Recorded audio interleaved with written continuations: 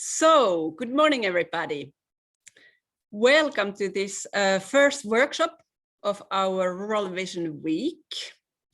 I'm glad to see you all here this morning. My name is Laura Jalasjoki. I work in the ENRD contact point, and together with my colleagues, we are going to facilitate this discussion this morning.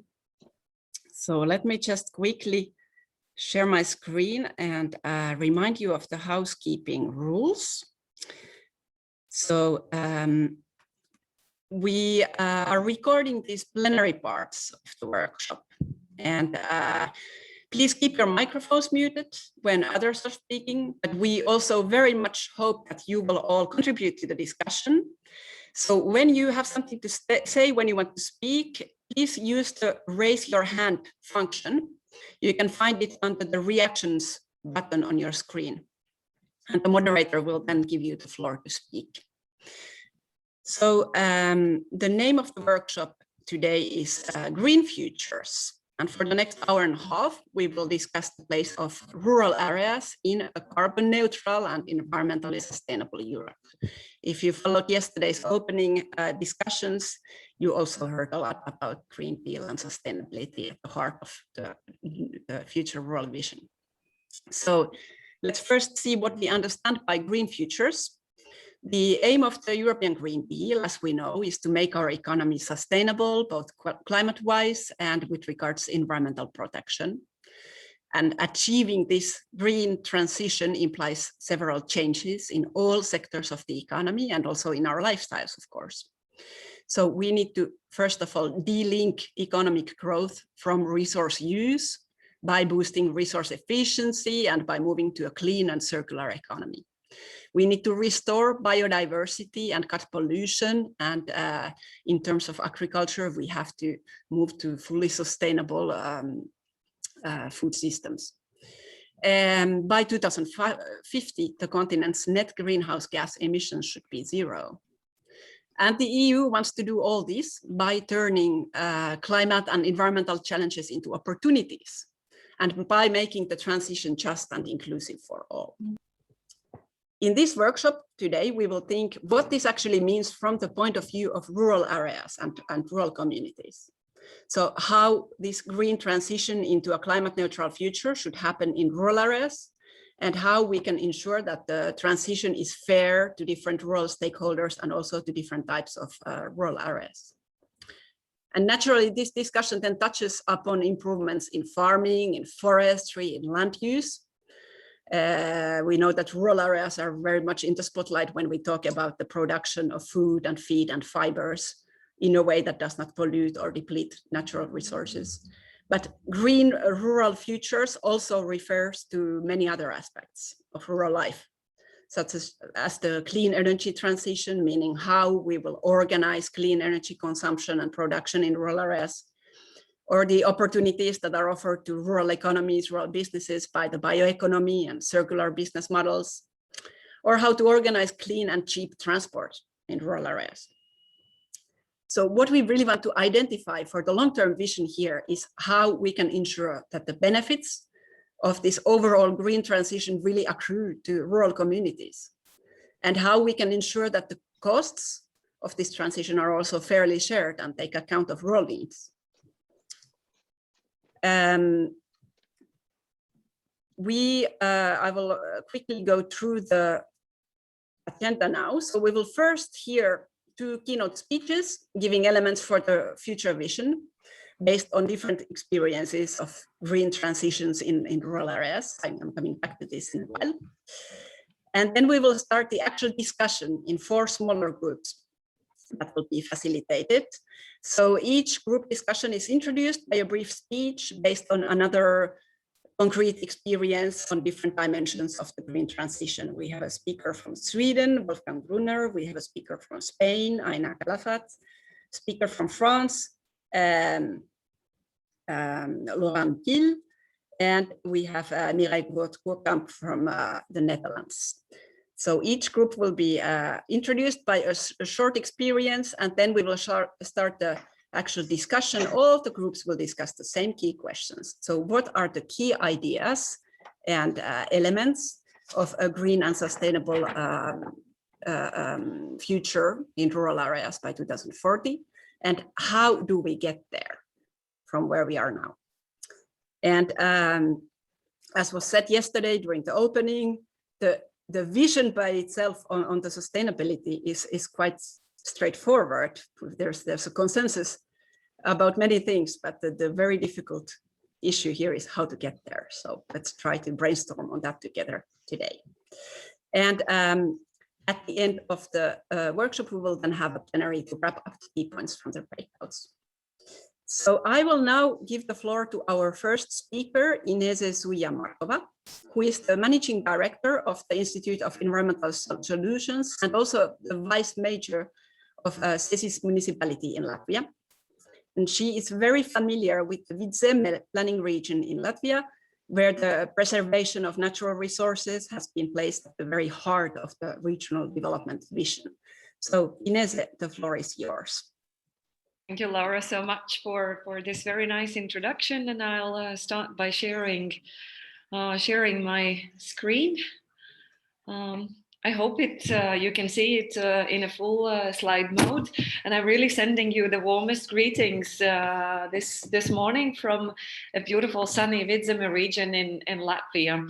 And I would like to thank the European Network for Rural Development and Laura personally for inviting and presented this workshop. And indeed, I come and I was born in a rural region of Latvia where 13 years ago, me and my colleagues, we established in a green field a private research and innovation organization called Institute for Environmental Solutions. And nowadays it is an organization of 30 highly educated researchers and practitioners that are focusing on development of innovative solutions for sustainable management of land and natural resources by combining science, art, technology, gastronomy, and other human expressions. And I'd like to start, so this is going to be very personal experience on how I see and envision rural areas for 2040, and it's very much based on my experience being in Vidzeme region. And if I ask what is my rural 2040, I really believe in let me remove the participant views. So I really believe in the framework of community resilience. And for me, a rural area and a rural community in 2040, it is a vibrant and resilient community, which is indeed functioning on 5 systems. At the very base, there is a healthy natural environment. We need a responsible government that is capable of providing services needed by community members. There is a diversified economy, respecting local socioeconomic conditions and environmental conditions. There is high quality life and a system, and I would really like to highlight that one, a system that is prepared to live in ever-changing conditions, which means it is an educated, well-connected community and strongly embedded in networks and partnerships. And I'll refer to that further on in my presentation. So each part of this community resilience, each system is part of a larger system functioning according to a set of resilience principles: maintenance of diversity, sustainability, participation, creativity and experimentation, and continuous learning and networking. But where do we stand today? Let me picture a bit of a Vidzeme region where I'm based now in Latvia. So the Vidzeme region is, from an international perspective, it is a relatively small, remote rural region with a low population density. As you can see, we are 12 people per square kilometer. And as I used to joke that we have more wild animals than people in our region. We have large distances between settlements, and we still face a declining and dispersed population. At the same time, the region is rich in forests. As you can see, 51% of the territory is covered by forest land. And it has preserved originality of rural areas, the clean and low polluted environment, visually expressive and distinctive landscapes, natural and cultural values. Despite all this, despite the vast availability of the biomass, Vidzeme produces only 4% of Latvia's value added. So the growth rate is critically low. And we do have challenges that we are facing if we want to move towards environmental and clean energy rural areas.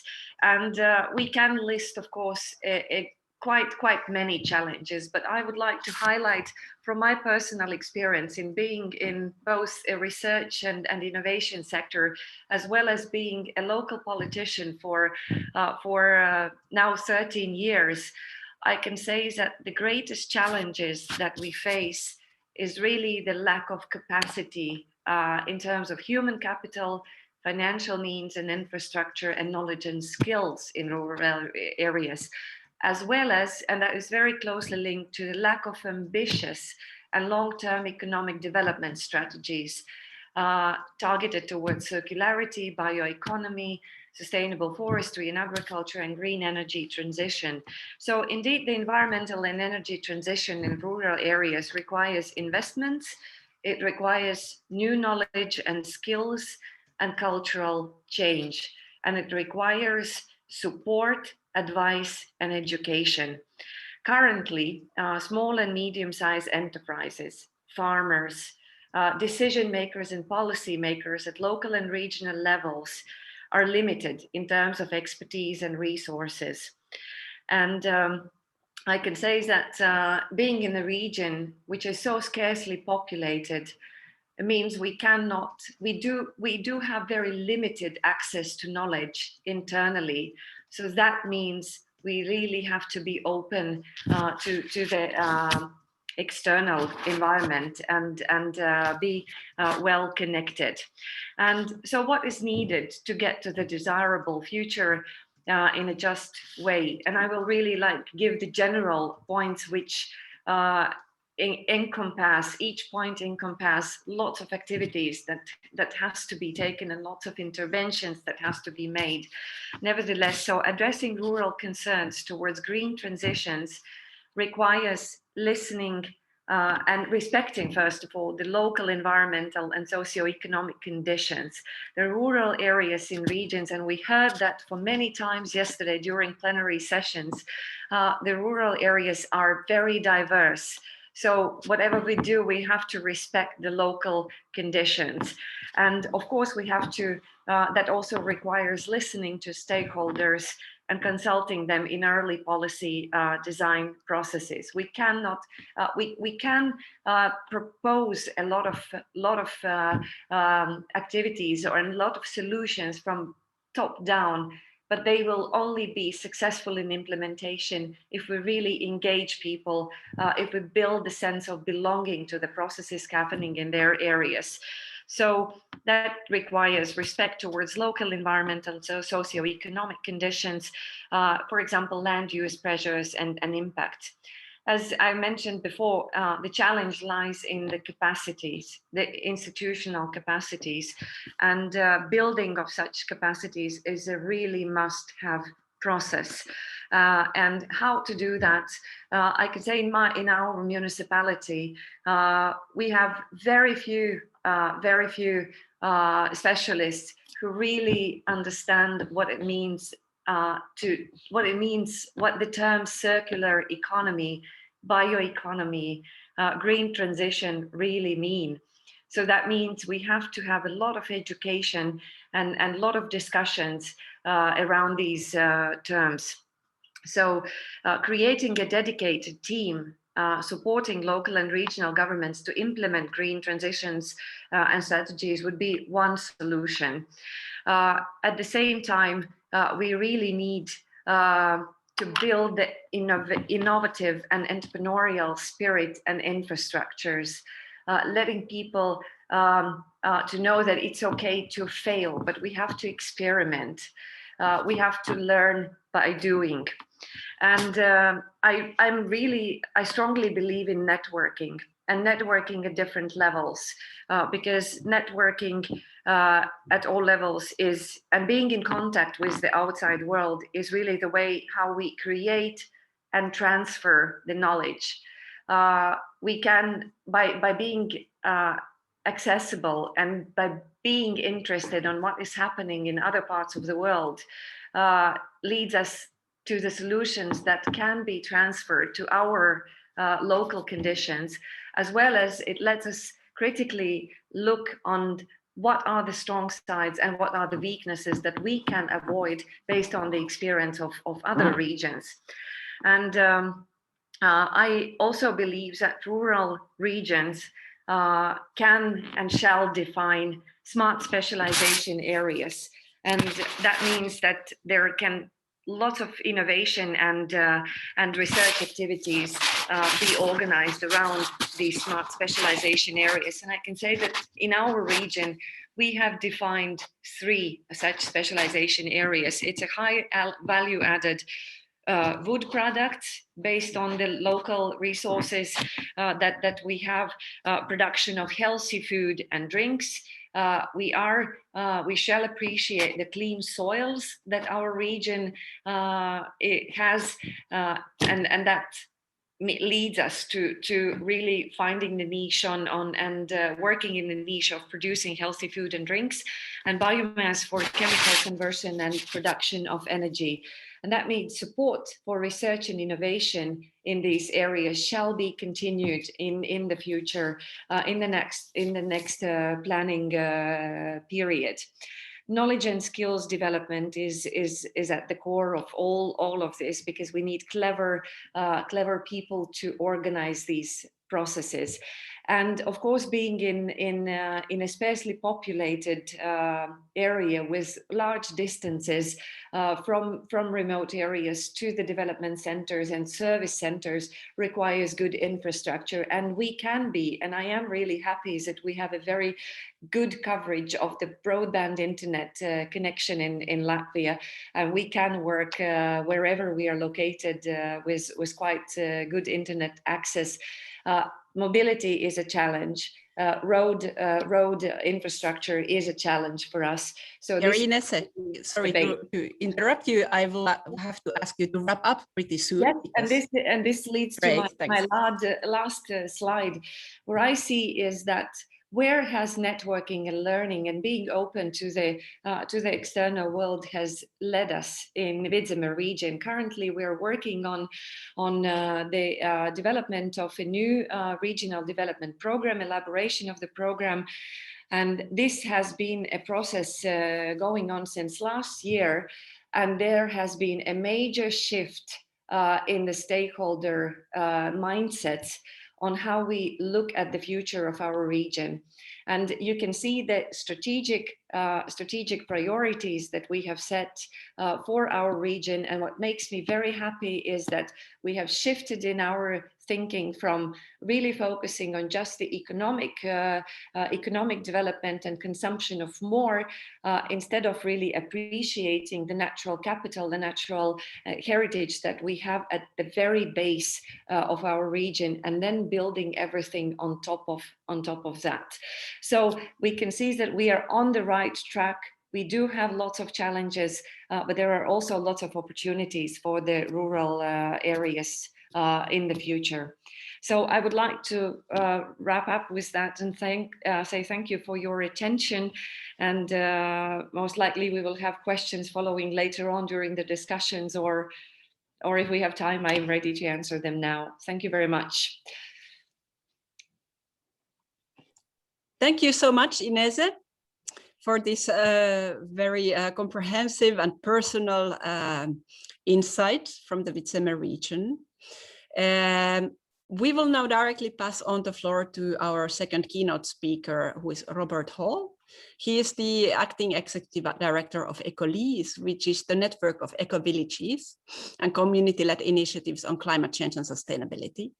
And Robert has been active in these eco-village movements since 2008, and he now shares his insights from this experience. Please, Robert, the floor is yours. Okay, thank you very much, Laura. It's a pleasure to be here, and I really appreciate the opportunity. And it was very inspiring to have Inese speaking just before with this talk about the importance of networking, because this is actually something very central to what we're doing at ECOLISE. ECOLISE is 42 different, mainly networks and networks of local initiatives that think climate change and sustainability is something we really want to focus on, making the green transition. So it's perfect that I was able to speak here today. And Laura mentioned some of the challenges, Inese as well. There are a lot of challenges out there. So a lot of people are thinking it is quite, a big burden, this green transition. But I really like to start today by saying quite the opposite. I see benefits. I see benefits basically for everyone. This is a necessary transition, but there is just full of benefits.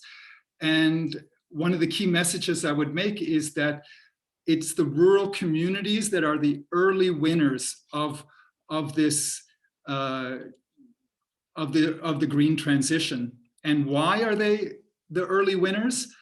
I think I put it here as the democratic, the economic, and the socioeconomic benefit of this green transition for rural communities.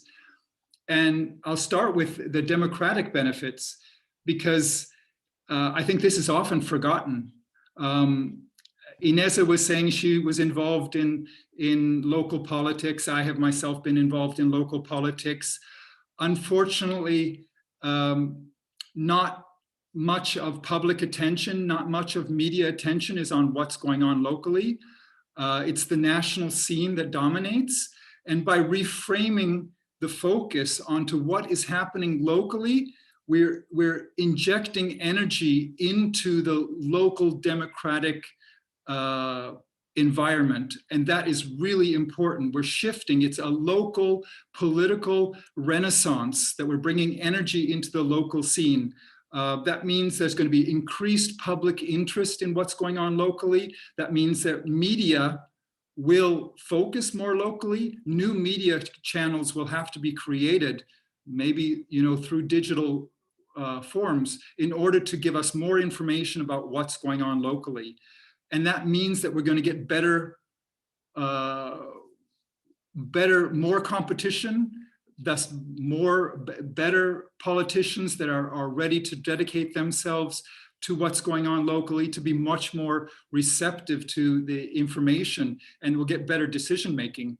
And the communities will be heard better. We'll get feedback mechanisms in this invigorated local political scene, where we'll get more adaptation to make sure that we're really having the best policies for citizens. So that is the blessing of the democratic side of it. On the economic side of it, of course, this is also the huge shift. I think this is what many people think of. We're actually redefining this center periphery, where rural communities are always the periphery, exporting to the center, and often losing population and exporting very low value, unprocessed products to the center. In other words, we're sort of draining the rural areas. In the green transition, we're redefining that. So suddenly, the rural areas become the centers. They become their own centers. And that means that we start not only just using that as the source of our basic needs, but we begin to process those basic things, and we're supplying our own areas. That means that we sort of focus on our bioregion to try to solve our basic needs. We create a circular economy with the processing of those local products, but also we're keeping the money also locally. We're not draining off the money to the core urban areas. Also, this is going to radically change our transport patterns. The transport patterns of today are basically for moving those resources and moving that labor off into urban areas. We're going to shift that. We don't need so much mobility of persons, and maybe not even as much mobility of products. We're trying to feed everyone as locally as possible, clothe everyone as locally as possible, supply energy as locally as possible. So I'll go to the final one here, is the socioeconomic benefits, is just quality of life and well-being. We're talking about working closer to home. We're talking about integrating into the community, a stronger regional identity, a local identity, culture, celebrations, food that makes us much more cohesive and appreciating the local. That gives us quality of life and happiness, actually.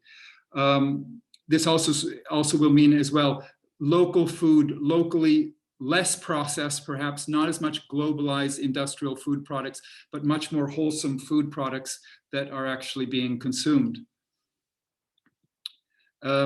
If we look at what type of future do I think we're going towards, I'd just like to mention two aspects. One of them is the wealth of social innovation and social capital that we are going to create. So we're not trying to as much create affluence, richness out of using more energy and more products. We're actually trying to create them by doing things a little bit smarter, innovative legal entities, etc., focusing on maybe digital uses so we can have remote working and remote consumption of services. We can have even a sharing and gift economy complementing other types of economy. And the other aspect is that we can see in this vision of 2040 is this a more socially cohesive society where we supply basic needs much more locally, and we make sure everyone gets part of that. That means that we're talking about food, water, energy, and shelter. These are basic needs that everyone in our community needs to have. So we're talking about working towards eradication of absolute poverty. We're talking about personal safety and a caring community. If your neighbor is not hungry, you're going to be much safer.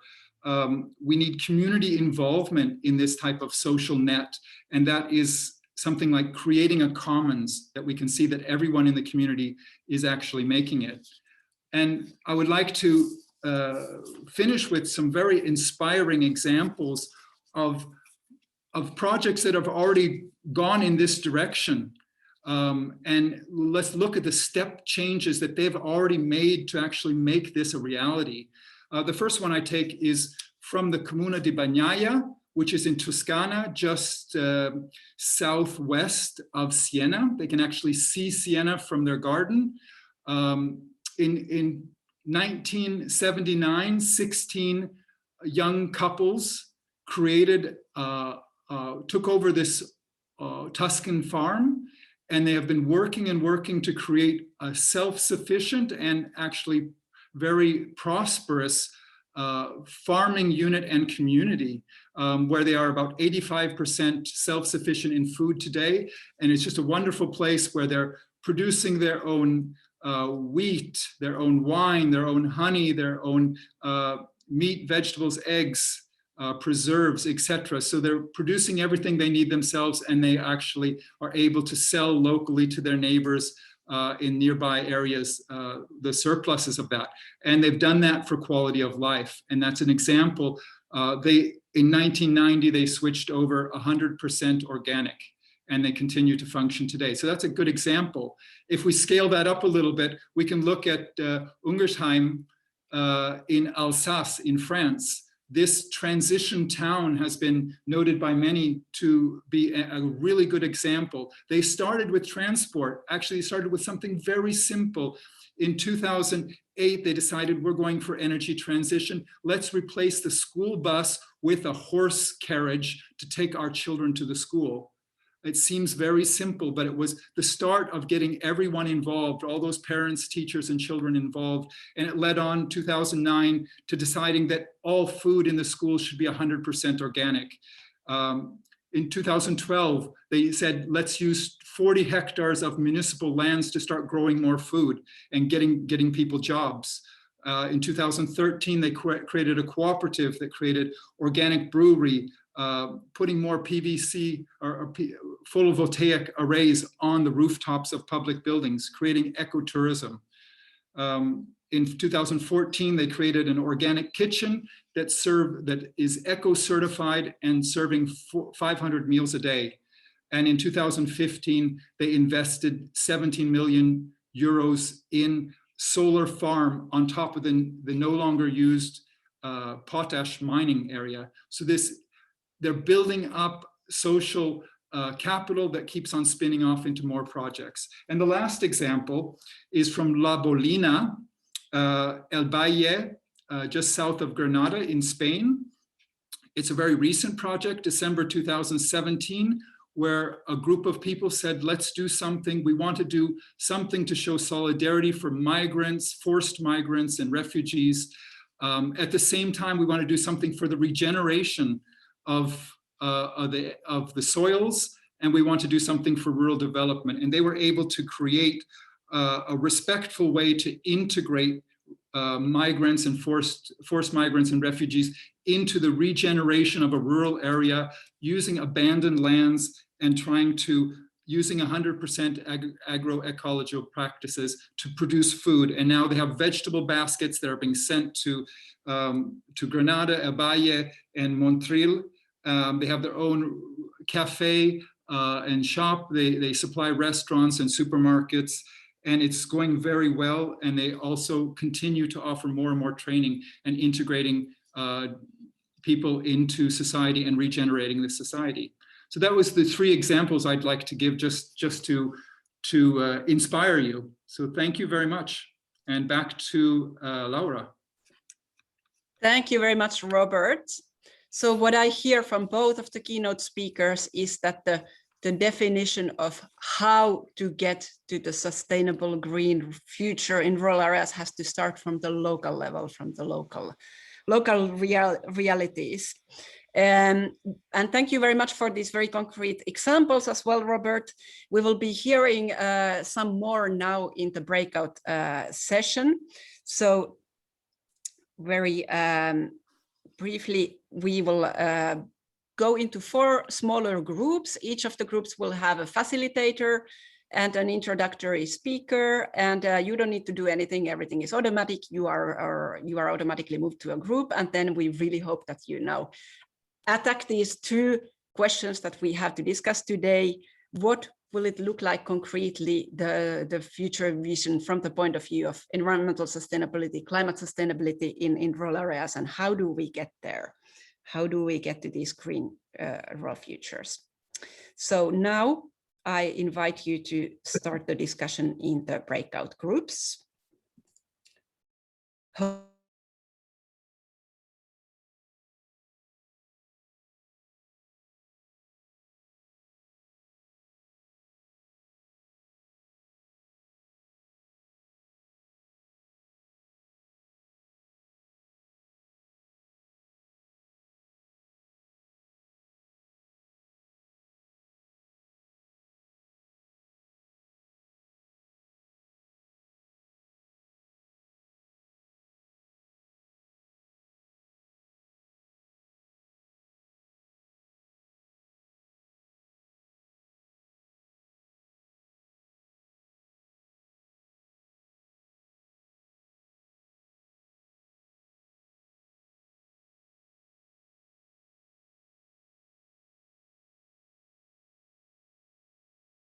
So Wolfgang Brunner from the Gotland Island in Sweden is involved in something very interesting in terms of creating a local renewable energy network.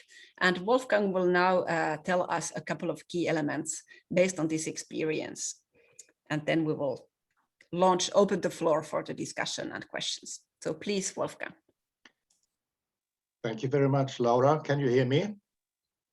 Yes. So may I share my screen for you? I have just 1 or 2 slides. It makes it easier. let's see if you are made co-host, then you probably can. Yes, you can. Go ahead, please. But remember, you have just a couple of minutes. Yeah.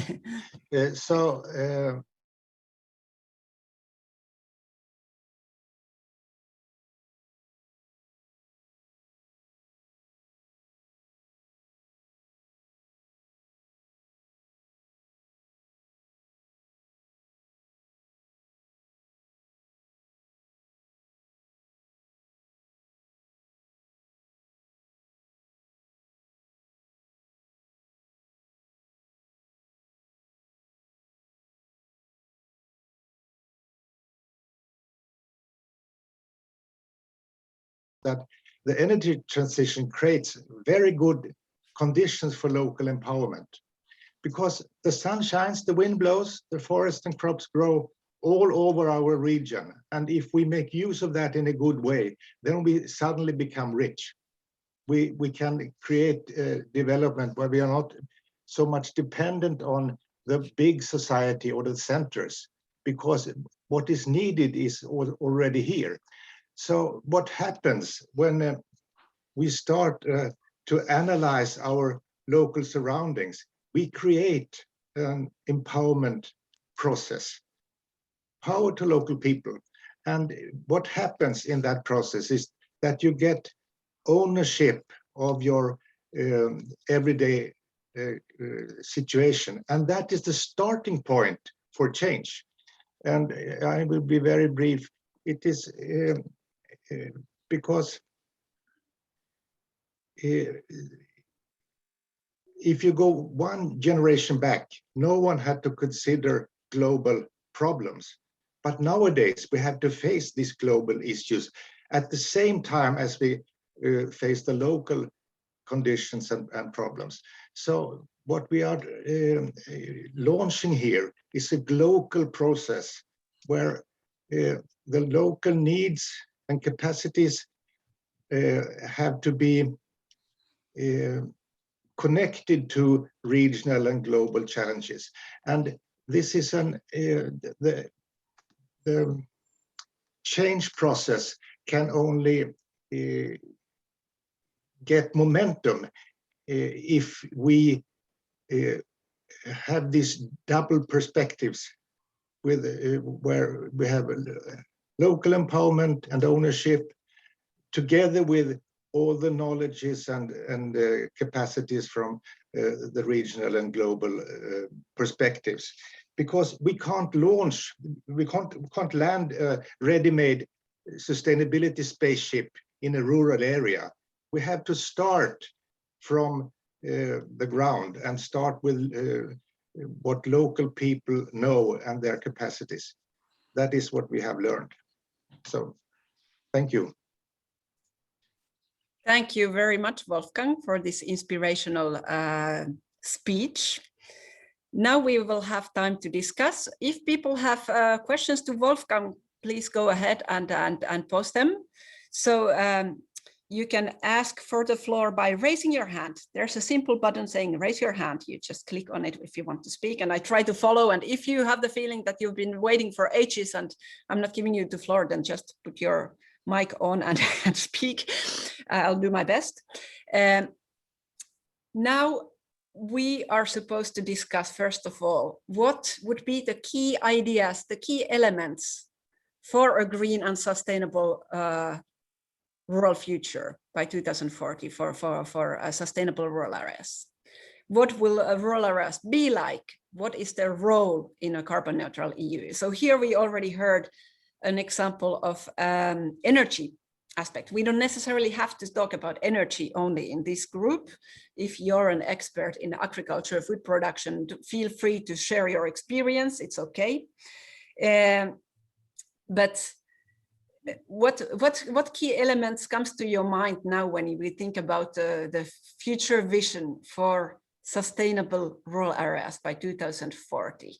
So here, what we heard from Wolfgang was that energy should become something seen from the local perspective, that's in the hand of local people, energy production, renewable energy.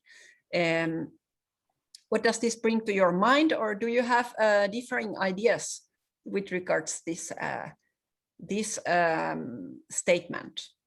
Do you see, for example, if you feel that in your area, for example, it would be extremely difficult to produce renewable energy in a way that is operated by the local citizens and that is empowering, let us know if you have any doubts, or also if you have an experience that supports this point of view. I see Anastas wants to speak. Go ahead, please.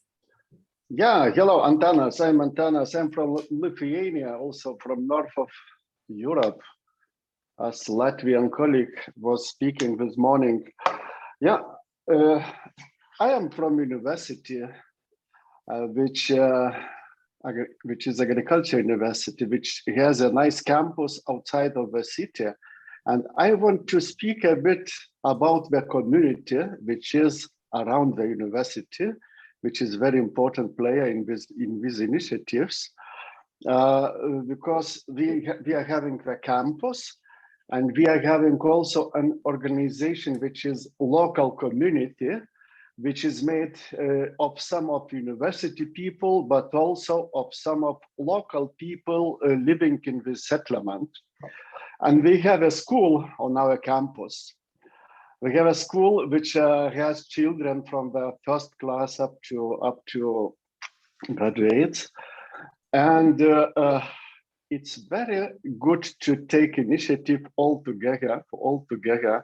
If the community supports, if the children are involved. And I would like to speak about the zero waste initiative, for example. Waste is a very good field to work on the local community. If we decide at the community, let's say university community, local community, and the school community, and especially involving children, it goes very well. We have such examples, and I think it's very important. So you're saying that the schools have an importance, education from early on. Children need to be brought around the green agenda. But connecting all these three communities gives very good results. Mm-hmm. Because even the example for parents from children work very well. If the children start to do that, they come back home and they push their parents. Indeed, it's not the first time I hear this. And the opposite, yes. And there's a clear link also to what Inese was talking about, the need for human capital and skills and knowledge. And I think schools are the key starting point for this. Thank you, Antanas, for sharing this. And I see another hand. So someone from Croatia, I'm not sure this is your name displaying. You can maybe present yourself. I'm sorry, I forgot to rename myself. My name is Tajana Radic. I'm coming from Croatia. Hi, Laura. Of course, hello, Tajana. So first of all, thank you for your presentation. It was very good. And I would just like to add that we see energy sector as the add value for farmers and helping them to be more competitive in the market, to produce with higher sustainability, and also to support farmers in their production. We see also the livestock sector, which is currently targeting under the all new documents that is produced recently, that through energy sector we can reduce CO2, especially in the production of milk and beef and veal. So there are some research that shows that it goes beyond level 0. So we hope this is one of the targets in the future that we will reach. So this is from the agriculture sector perspective. Mm-hmm. Thank you. Thank you very much. So there's a lot of potential to bring the agricultural sector producers on board in the green transition. Any further? Yes, Robert, please. Yeah, I thought it was interesting when Wolfgang was presenting just about this, trying to bring things locally. and that seems to be the challenge, this mental shift, because of course we have food systems, we have energy systems, but they're all sort of very large scale, where we're sending things away and then bringing things back. And this green transition is about thinking where you are. So even reconnecting existing infrastructure to become more local infrastructure. And I think Wolfgang, you may have some more thinking about that, where infrastructure that could have been like feeding out to the grid is suddenly re-seen as a possibility to actually better circulate locally and meet needs locally than sending it away and then buying it back later on. Thanks, Robert. You're surely right.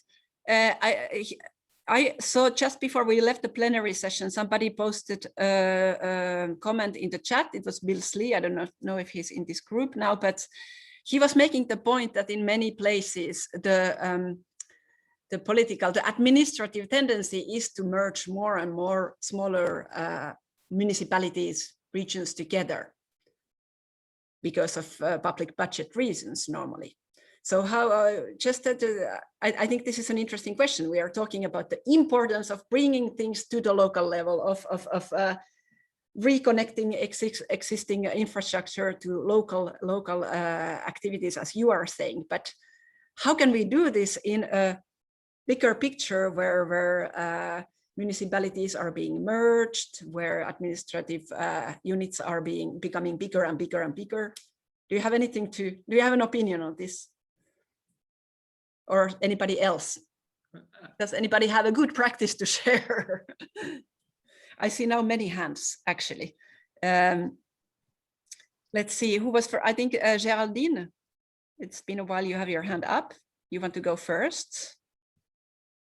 Then Inese, then Niels. Apologies, I was on mute.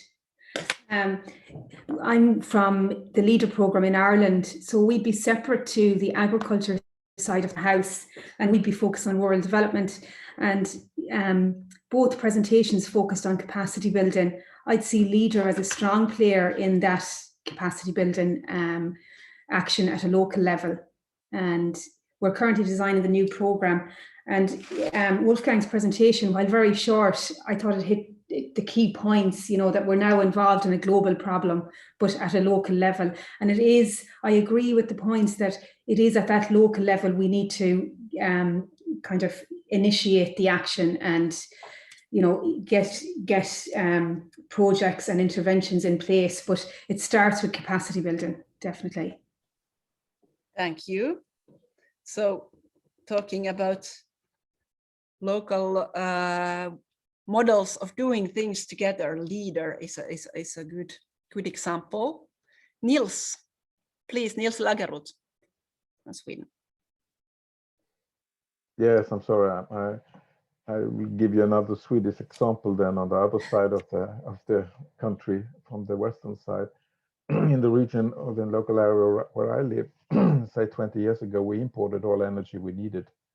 But then it was constructed quite many windmills here for electricity, which made us more or less self-sufficient on electricity. In our village, there was built an energy plant that produces hot water for heating schools and some apartments and daycare centers, etc., using locally produced wood chips. And then also we have 4 farms producing biogas for around 2,000 cars in the village as well. So we have improved our self-sufficiency regarding energy in different aspects. But that we were finished with for, say, 7-8 years ago. And then it's been quite slow, I'd say, in continuing this process here and in other parts of the country. And I wonder why. Because the potential is obviously there. The rural areas could produce a lot more energy, become more self-sufficient. But do you mean when you say continuing to process, Do you mean that further regions are not taking further up this regions, model? and we could produce more energy in our area as well, and further regions in Sweden and in Europe could produce more energy from their areas. And we know that the potential is there, the possibilities are there, but we are not doing enough, and I'm not really sure about why. I think one reason is that some people still that should invest, they are unsure about the long-term profitability actually of the investments. Is it really are they really safe investments? Of course, that is one reason, but there might be more reasons as well. So I don't know if some of you have some ideas about that. It would be interesting to hear. Thank you. Indeed, this would be very interesting thing to reflect on, and we are supposed to think about the how can we help now more rural regions to take the advantage of this potential of becoming energy autonomous and producing energy and so on. I see hands up. Inese, you had something to add to this discussion. I just wanted to reflect on the detachment of the local municipalities and becoming larger areas and the connectivity between urban and rural. And I can just share the experience, because currently Latvia is going through the territorial administrative reform, and we are going to have elections in June, and and we are going to reduce the number of municipalities. And for instance, the municipality where I live, it's going to be really 15 times larger in terms of territory and also in terms of inhabitants. And but what we have embedded in the law on administrative reform is that in the territories, in the rural areas where you have population about 1,500 inhabitants, we should have the local citizens councils as voluntary mechanisms to secure the presentation of local needs in the policy making process.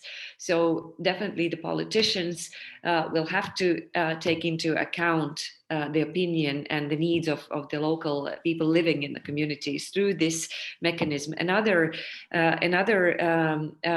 solution which is closing the gap between urban and rural is the participatory budget. That we are allocating a certain proportion of the local municipal budget for actually people's deciding on what type of investments, what type of projects have to be carried out in their territories. So that's another one. And I can say that that already from this period before, because we had the first merger in 2009, and we can see that the territories which have invested more in the rural areas to decrease the differences between rural and urban areas have benefited more. For instance, in our municipality, we have invested more euros per inhabitant in rural areas than in the city to actually not only to demonstrate, but really to care and show people that by becoming larger, you are not taking away the services from the smaller areas. You are connecting more of the territory. So there are I think there are very good examples all over Europe that have to be compiled. And this is about learning and networking. What I'm saying, our region has benefited a lot by participating in international projects and bringing these good practices back to our region and municipalities, where we have implemented a lot of good solutions. Thank you. Thank you. I see hands up still. Are these old hands, Wolfgang and Shoshana? Do you have new points to add, or? Yes, please. Yes, please. I like very much what Inese's statement here. When I use the energy system as a model of the change that is happening, you could say we are getting away from a centralized energy system where the rural area is a passive consumer of energy to instead create local prosumers of energy. And suddenly we realize that the rural area is rich We have all these energy resources. We can make use of them in a good way. And the transition towards sustainability, it can be signed in Paris or in the United Nations, but it can only be accomplished locally. Mm-hmm. And that puts the rural area in center. So we have, as already Robert said, the rural areas are the coming winners if we manage to get this local process running, where we involve local people, we empower them, we bring ownership to them, and at the same time we learn all about the global challenges to bring these two perspectives together. That is my idea. Thank you. Thank you, Wolfgang. Tatjana, did you have something to add? Your hand is No, I okay. don't know how to remove this. There should be somewhere a button saying lower your hand. Thank you very much. I think we can really now focus on the second question. So what has to happen between now and 2040 to make this happen, to enable the rural areas to realize, as you say, Wolfgang, that they are rich, that they can produce renewable energy, that they have a lot of potential, as Niels is saying. How could we address, for example, this issue that was brought up, that some people are still afraid to invest, that there is still a lack of confidence in the future in this sense? What can be done? What should we do to enable this change? I see, yeah, Geraldine, you're referring to capacity building at local level. And you already brought up the leader concept as one key approach to do this capacity building. Yeah.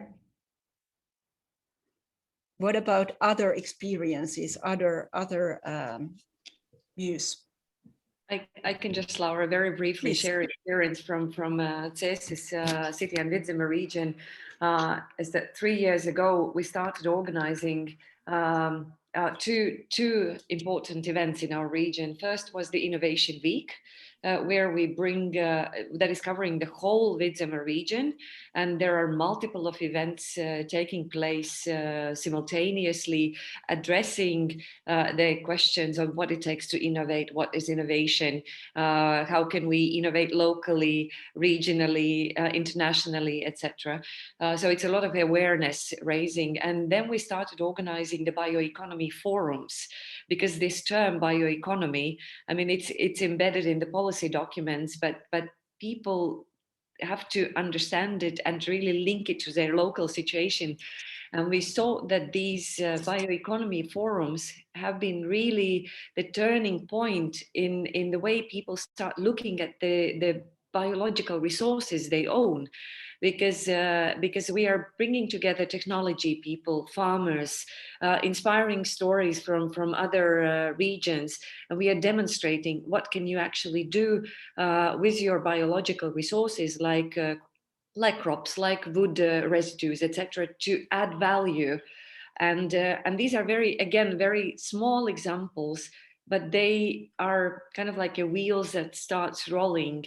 And I think this gradual step-by-step process is the way how we can move towards green Europe.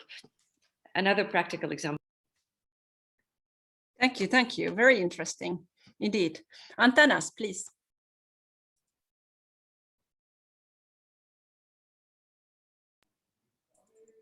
Antanas, your microphone is muted still. We can't hear you. Oh, sorry. When speaking about the future, my feeling is that there is not much about the money, about the support. There is a lot of different schemes of support. It's much about people. Myself, I am taking part in 2 rural communities, and sometimes I'm going to my native region. There is a local community, some people which I know from previous times, but there are some new people who live now actually there.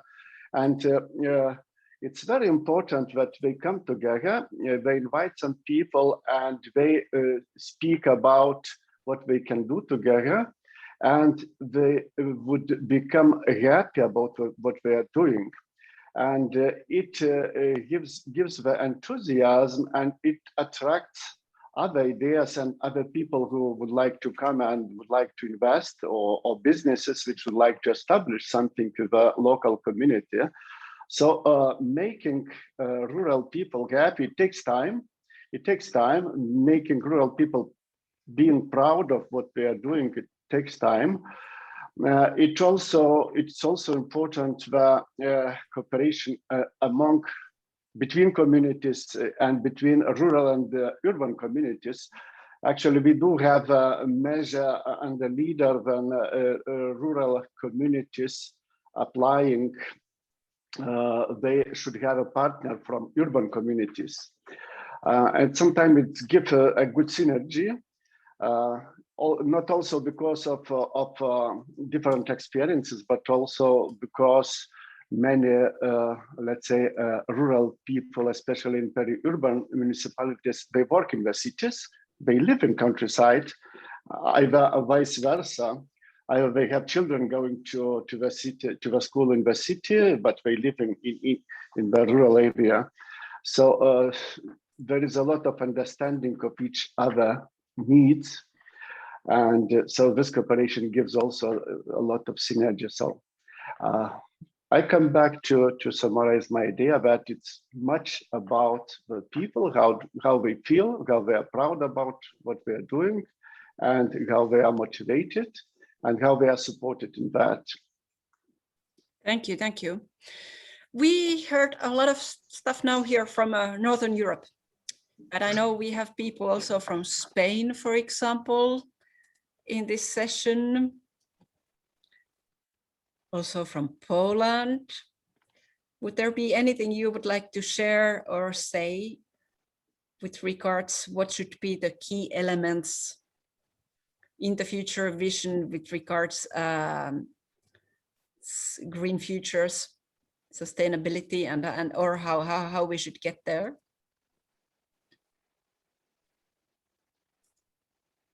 Would we have any Spanish participant who would like to take the floor?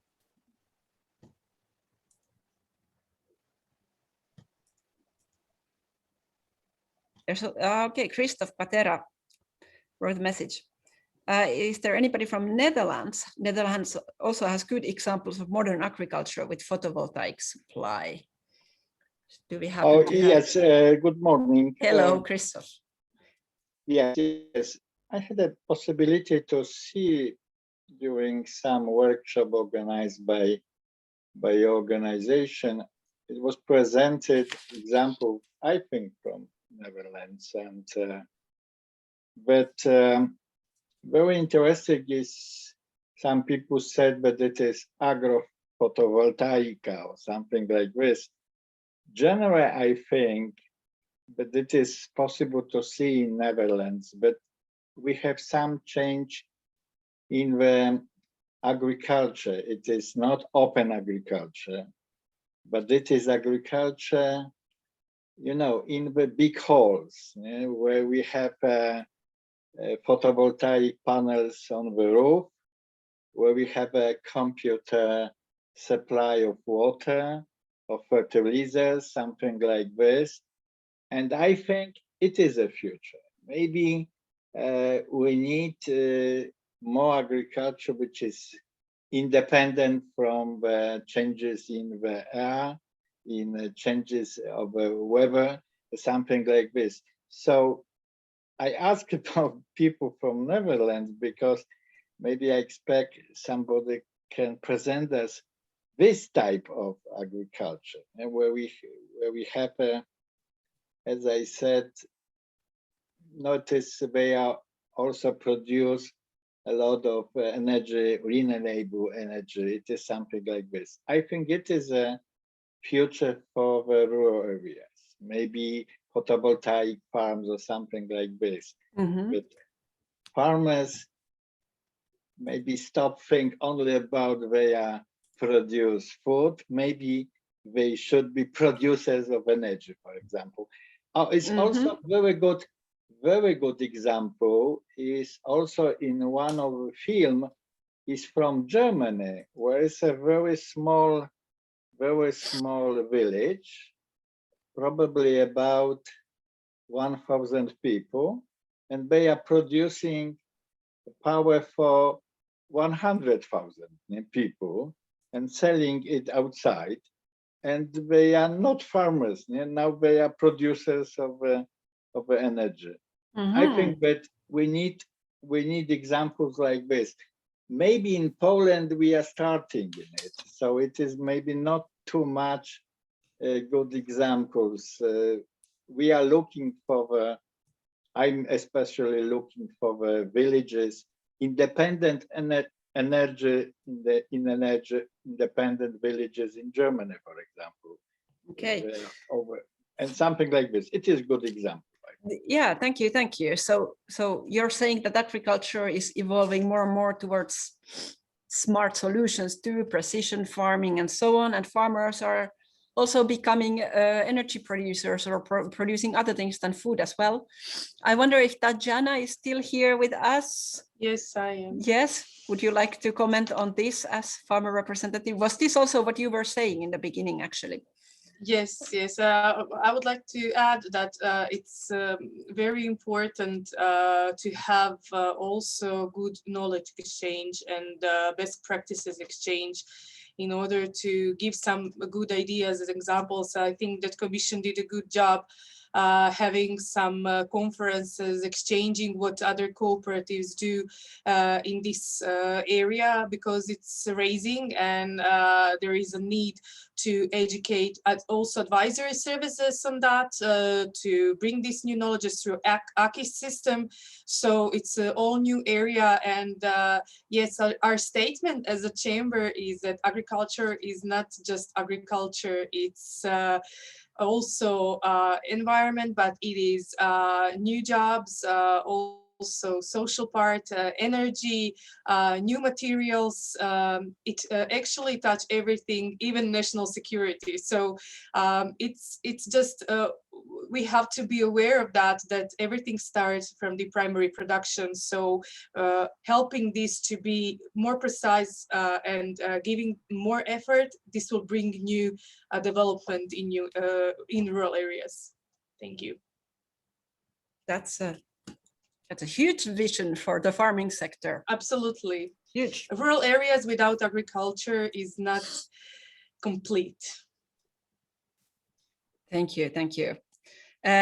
We soon have to start wrapping up because time is flying. Geraldine is posting in the chat, smart villages concept is very relevant in that smart. Do you want to take the floor, Geraldine, maybe, and make your point to everybody? You still have time. Okay, yeah, so I was just saying there in the chat, yeah, thanks, that smart villages concept is very relevant in that the strategies are almost a bigger picture view of the needs, and it doesn't necessarily look at the cost of interventions that's going to support these needs. It looks at all funding streams, so the strategy is created. And I mentioned there in Inese's opening presentation where the last slide talked about their initiative to have the natural resources as a baseline. So Smart Villages looks at using local natural resources. So if that could be kind of, emphasized during capacity building events and look to the natural environment as well as obviously other resources and then build from there.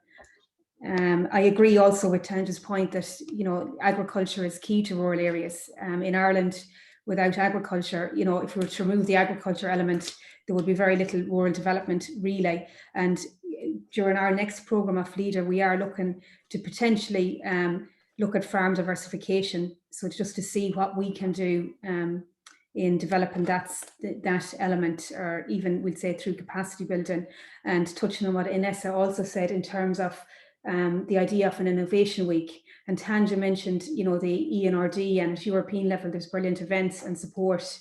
And it's almost like we need to replicate them events at a local level, because I know local farmers and local businesses, but particularly local farmers, like they want to obviously be productive and be prosperous and so on. And I think it'd be very important for them to meet with the experts, as Inese mentioned it during that Innovation Week event that Latvia hosted it. And basically, if they could liaise with these experts, I think they'd be very open to participating in any environmental changes that was needed. Thank you. Thank you very much. Thank you very much. So we do not need to reinvent the wheel. There are already approaches such as the Smart Villages approach that actually includes the whole chain of activities from analyzing the local resources and opportunities to the financing strategies. That's a good point. Inese, one more remark and then we wrap up. Just the last remark, and with the reference also to Netherlands. When I was visiting actually bio-based Delta region and also the Brainport region in Netherlands, I was totally impressed by the facilities and the infrastructure that Netherlands have been developing towards different types of green solutions.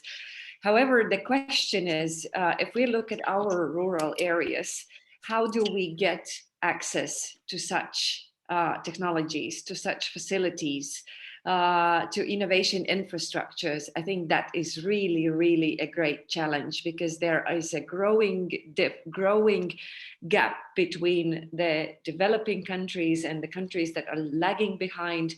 And the question is, how do we make these infrastructures more accessible to local players, and whether we actually have to downscale them to be more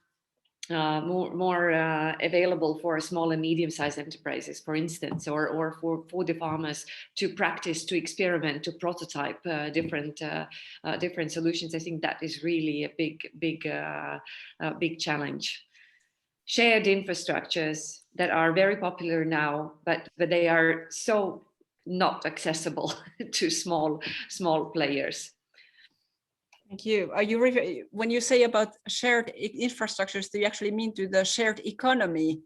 No, not really. I'm talking about, for instance, the prototyping labs, okay. The ones that are very popular in terms of circular economy and the bioeconomy, where you're bringing your bio resources and you're fractionating them by applying different biotechnologies and biochemical processes, and there are huge facilities being built in Netherlands, in Belgium, in Germany, but for instance, our farmers cannot have such access to those because they are very, very expensive.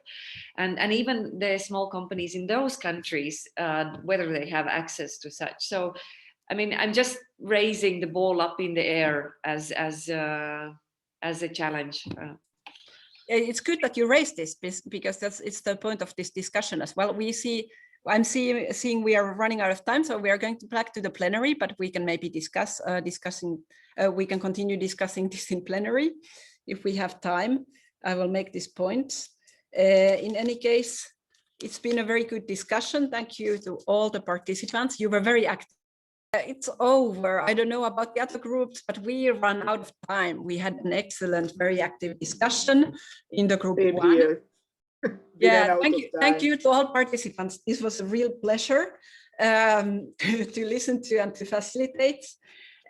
Now is following the part of wrapping up what was said actually in these different groups.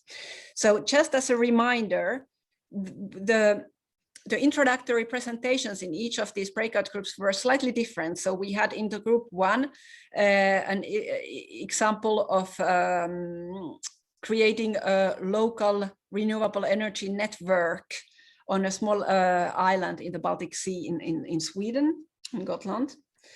And then in the group two, we had, who did we have? Yes, we had an example of creating an organic district in a Mediterranean island in Mallorca.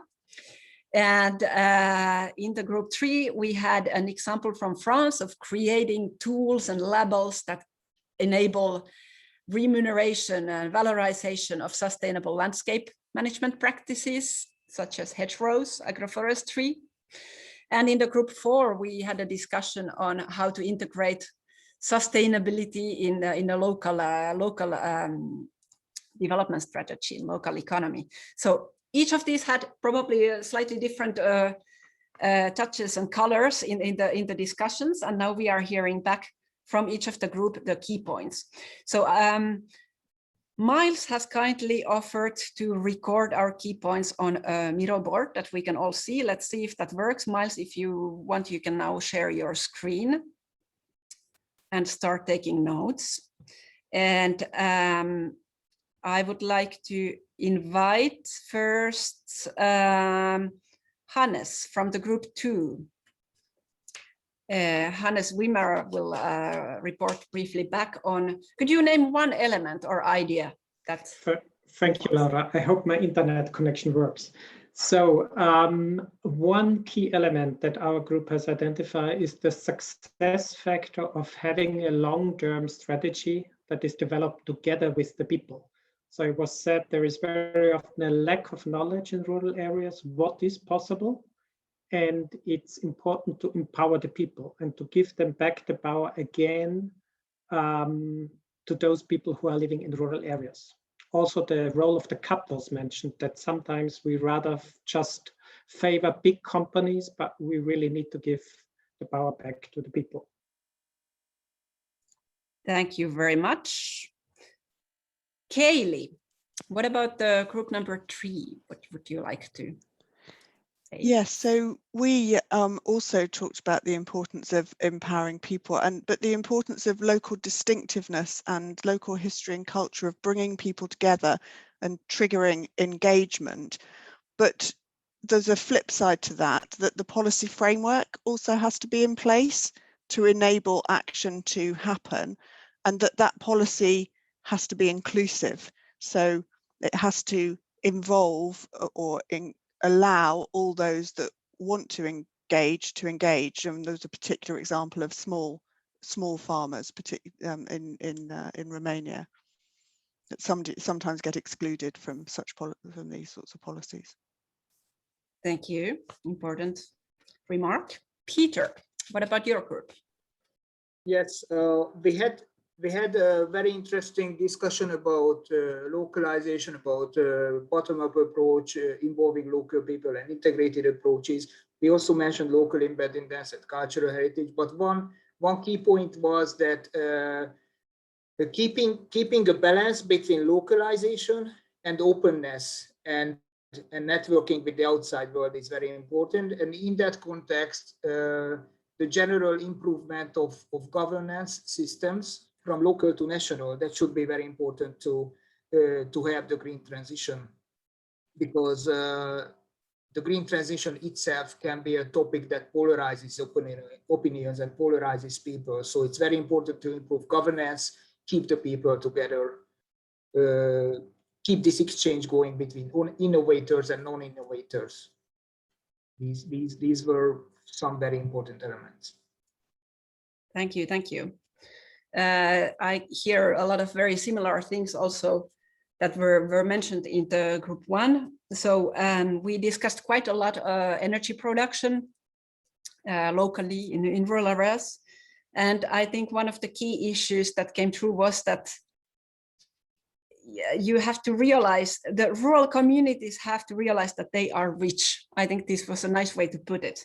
So the local resources have to be put in the spotlight, and people have to realize they are there, especially when it comes to energy production. So as our presenter said, the wind blows and biomass grows and sun shines, so the energy is there and it can just be seized with the right technologies.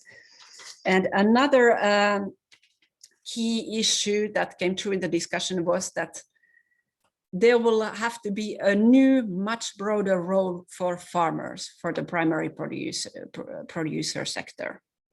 They will be very central in the energy production, in the management of natural resources, in the cutting down emissions where it is possible, in in new ways of producing, and they will acquire a broader role from what has been known so far.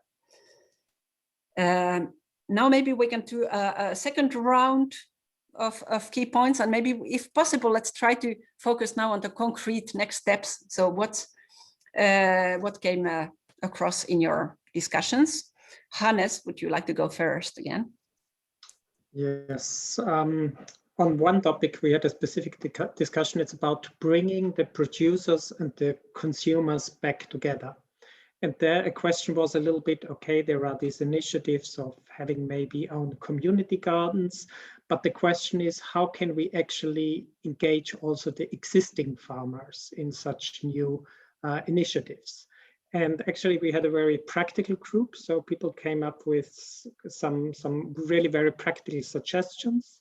So for example, one suggestion is that cooperatives need to be developed and to give also money to local communities, for example, for farmer markets, innovative food processing and so on. And another very concrete tool was actually mentioned was LEADER, mentioning that LEADER has a very important role to develop civil society, to engage it, and to break down also the Green Deal. And maybe the last point, just also it's very important to bring youth into this process, into the change. So they are in a way, the innovation brokers, and we should not forget them and incentivize them. Thank you very much. Kaylee, what about your group? Yes, well, interestingly, we had a very good example from the Austerland Islands in Finland, where a leader group had brought together consumers and producers to look at more sustainable farming practices. And one of the things they were trying to do was to get farmers to create wetland areas. And the point that was raised there was that there's a lot of interest in creating the wetlands, and there's a lot of funding to do it, but there's a lack of expertise. So expertise is something that we really need to build for the future, to make sure that all these ideas and processes that are put in place actually can move through into something, you know, into reality. Thank you. Peter.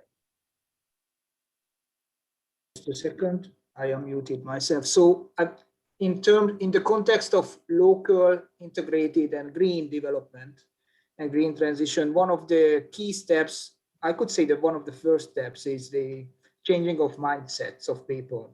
So we need to focus on changing the mindset of people, raising awareness, and starting simple and local. So that's one of the key essential first steps that we talked about.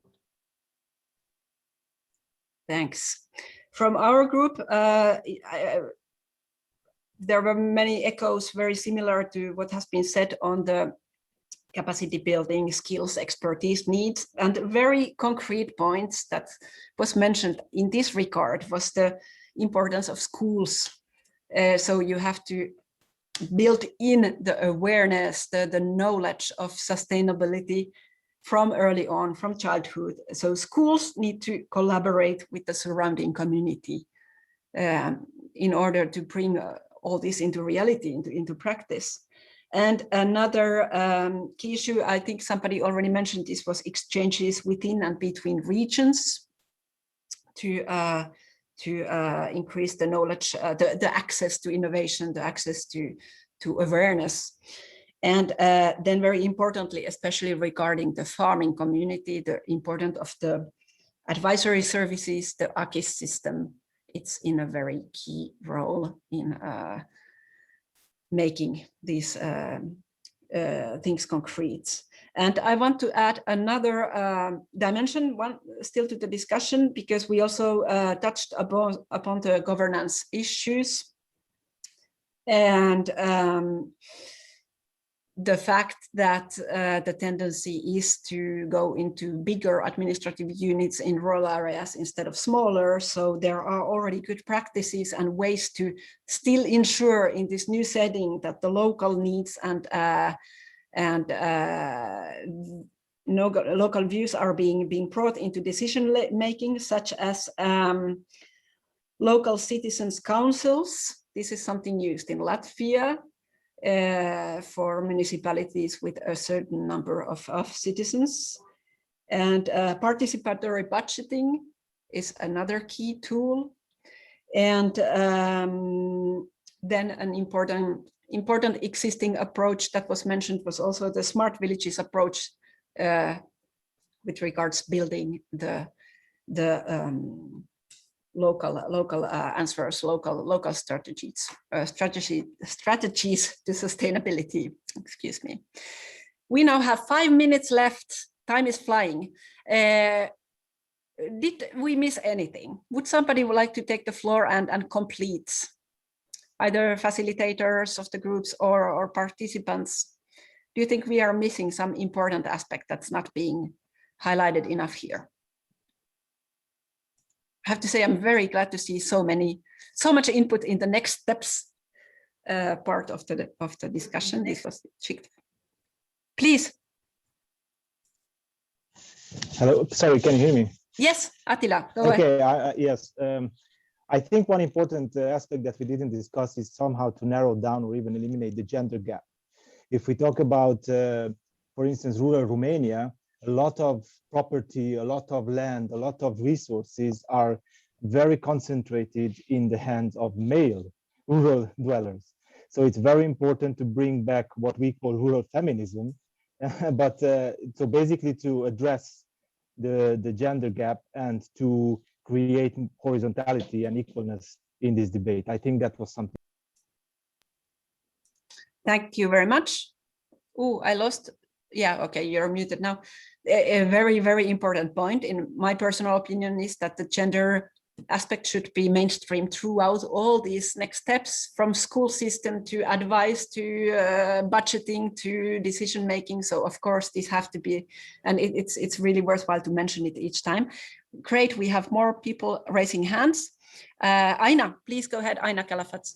No, just concerning the gender issue, we don't even have tools or machinery adapt to women's anatomy. So starting from that, we need to fit in something that's been designed for a man, because it's been tested on men.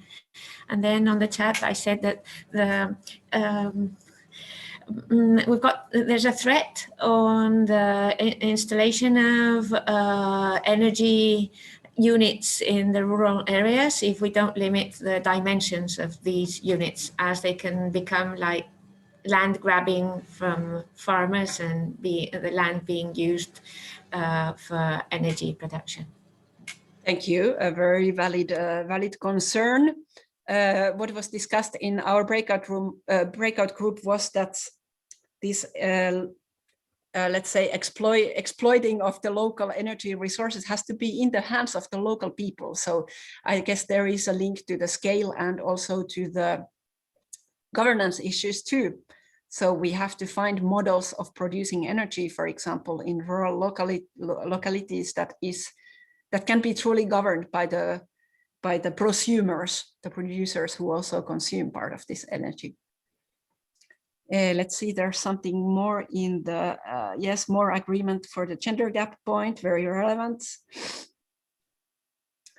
And we need support to change. Any further points? We have 2 minutes left of our workshop. For your information, we also have had a keynote listener present in our session, Pavel from the Polish Rural Network, and Pavel will be feeding back the key points from this discussion on Friday to the closing working plenary. And let's take one more comment, and then I think we have to. So, sorry, I lost the raised hand. Andreas? Yes, please. Oh, sorry, John. No, you have Andreas. Oh yeah, Andreas. Yeah, I've raised my hand. So a couple of elements already point in this direction, but I think it's really important to focus on not turning rural areas into smaller urbanized areas, but to focus also on the sort of specific strengths that urban areas have, like being a little slower, being a little more down to earth, to put it sort of in a nutshell, and not turn them just into small scale cities. And I think that's something that has to be always taken into account when we go into these transformative processes, to sort of preserve these identities, the strengths that the rural areas throughout Europe have. Thank you. Thank you, Andreas. Very important point. So we now come to the end of our workshop. I am so glad that you participated so actively. This was a very good discussion. Now what will follow in the next 2 days is more workshops, fringe events. You might be signed up to some of them. And as I mentioned, the key points of this workshop and from the following workshops will be brought to the discussion on Friday in the final working plenary, and then we will have a high-level closing plenary following that. I hope you will all follow that. Don't forget to also see the Rural Inspiration Award ceremony on Thursday afternoon. It will be streamed on YouTube, so anybody can follow it. And I really hope that you will enjoy the rest of the Rural Vision Week. This start was definitely a very good one, and I thank everybody once more, both our speakers as well as our facilitators and the participants to the discussion. Thank you very much. Thank you. Thank you. Thank you, Antje. Thank you. Thank you. Thank you, Laura. Thank you. Thank you.